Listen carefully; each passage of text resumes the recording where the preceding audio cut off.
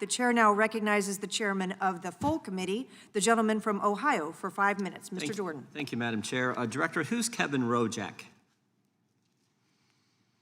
I'm sorry, sir, could you say? Kevin Rojek, R-O-J-E-K? I'm sorry, sir, I don't recognize the name. Well, he's the special agent in charge at the FBI Pittsburgh office looking into the assassination attempt on President Trump.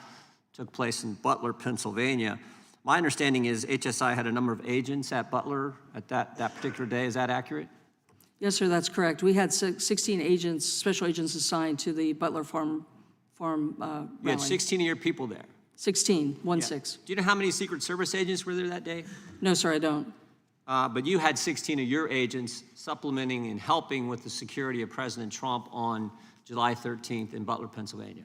We provided support to Secret Service as collateral law enforcement support. We were not in a position where we were directly protecting the principal. We would never, as HSI agents, be assigned to that position. But you were helping out that day. Yes, sir. And the guy who's doing the investigation, looking into what took place, where President Trump was hit by a bullet from the assassin, another American was killed, 2 other Americans were injured. The guy who was in charge of that investigation has not talked to you, even though 16 of your agents were there that day? No, sir. You don't even know Kevin Rojek, never heard of him? I haven't. I can tell you that Monday, after the assassination attempt in West Palm Beach, I reached out to Acting Deputy Director Vince Tutoni, who was in West Palm or the vicinity at the time, had gone down. I did speak to him on Monday to further. You reached out? I reached out to him, sir. Do you know who Jeffrey Veltri is? No, sir. Okay, he's the guy in Miami who works for the FBI who's overseeing what took place Sunday, the second assassination attempt on President Trump. You have not talked to him? No, sir. But you have actively reached out. And who's the individual you spoke to in Miami? He works for HSI? No, Vince Tutoni. He's the Acting Deputy Director for Secret Service. For Secret Service, okay. I will say, if I may, certainly with an incident like this, they are certainly very busy. I did not take any offense that they did not reach out to me. Even though it's been 2 months? I mean, since the guy in Butler, that's 2 months ago, and the guy running the investigation has not reached out to the individual in charge of the 16 agents who were there who were supposed to be helping supplement the protection of the president, or former president? It's something, our support to Secret Service is something ongoing that we do all the time. It's baked into our mission. We've done this historically. Do you have agents in Miami on Sunday working on President Trump's detail or helping supplement his Secret Service detail? Yes, sir. We had 4. You had 4? We had 4. 2 were on shift and 2 were on shift, not in the immediate vicinity. 2 were not on shift at the time of the So you had agents at both of the assassination attempts on the former president, and the individuals at the FBI conducting the investigations have not talked to you. In one case, that's been over 2 months ago. Correct. That's your testimony today. Is that accurate? Correct. I find that troubling. I find that troubling. Let's switch here for a second. What type of training do your agents receive before they, well, let me ask this. How long has HSI been supplementing the Secret Service and giving agents to help the Secret Service in their duties?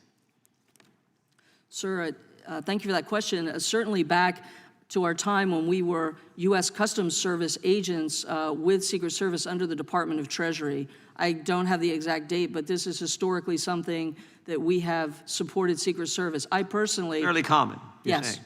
Okay, and is it common to have like that many agents at an event with the former president? Like, was that unusual, or is 16 kind of normal, or do you sometimes have more, sometimes... What's kind of normal?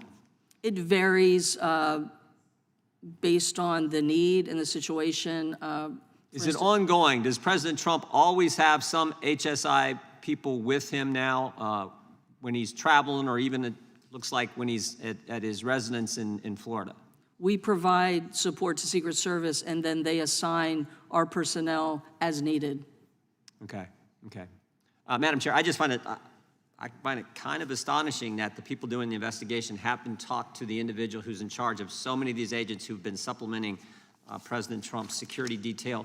Maybe that's why it's good that in the case of what happened on Sunday, Governor DeSantis is actually doing his own investigation. Maybe that'll be done a little bit better. With that, I yield back to the chairman of the committee. Will you yield me just a moment? Yeah, you got the last. Thank you, Mr. Chairman. Director, my question is, the UN General Assembly is going this week and next week.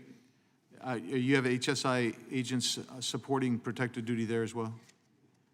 I'm sorry, for UNGA, for For UN UNGA, General yes. Assembly? General Assembly? Yes, sir, we do. We have around 1,200 agents supporting the UN General Assembly. 1,200. And what is that, what percentage of the entire complement of agents that you have is supporting UNGA right now? We have around, my math isn't great, around 7,000, 7,600 agents. So we have about 1,200 supporting UNGA. So it's about 18%, something like that, maybe? It's a significant number of agents. Thank you.